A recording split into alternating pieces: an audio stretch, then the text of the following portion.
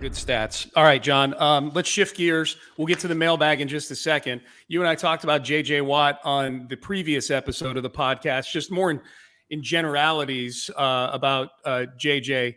than specifics. But since you and I talked on the podcast last, some news has come out about J.J. Watt, at least in terms of suitors for J.J. Watt. We don't know what J.J. is thinking at this point as to what he wants to do in the next chapter of his career. But it sounds like, according to Andrew Marchand of the New York Post, 3 suitors have emerged for J.J. Watt, at least reported. CBS, which is the favorite right now, NBC, which we actually knew about a few weeks ago because of that Big Ten package that they want J.J. reportedly to be a part of, and Sunday Night Football, and then the NFL Network as well, which isn't surprising. They've got 24 hours of real estate they need to fill every day with NFL stuff, plenty of space there. But CBS as the favorite, John. What are your thoughts on the odds board here for J.J. Watt's next chapter? He told us on the Zoom he had after he was announced that he was being inducted into the Ring of Honor that announcement would come soon, and he didn't want a full-time job because he wanted to devote his first year of retirement to his wife and son. And so I'm guessing, if it was, say, we're the Big Ten networks, he's going to have to do a lot of homework to keep up with all those schools where he knows the NFL so well. So I would be surprised. I could see him being on a pregame show. I'm stunned that Amazon or YouTube has not been after him because they need to be younger. A lot of these networks, like CBS, have a lot of old guys. And maybe they want JJ and CBS to be on a pregame show with Guy because he's 30. I know his birthday's in March. He'll be 33, I think. And so he would qualify as younger. So I'm going to guess he's going to be in a studio on game day morning and for one of the networks. And if it's CBS, that'd be great.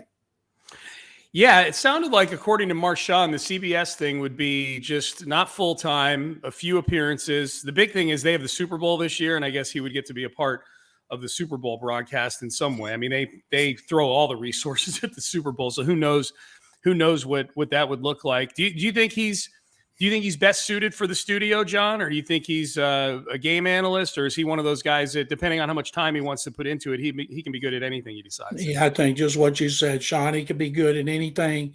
It's so much easier being a studio analyst because you show up on Friday night. Like Jimmy Johnson goes from Florida to LA every week during football season, and they get there Friday night or maybe Saturday, and they prepare Saturday, and then they rehearse the show, and then they're on Sunday. And so that would being a game analyst requires too much. You got to go in to the teams. You got to talk to both teams' players and coaches.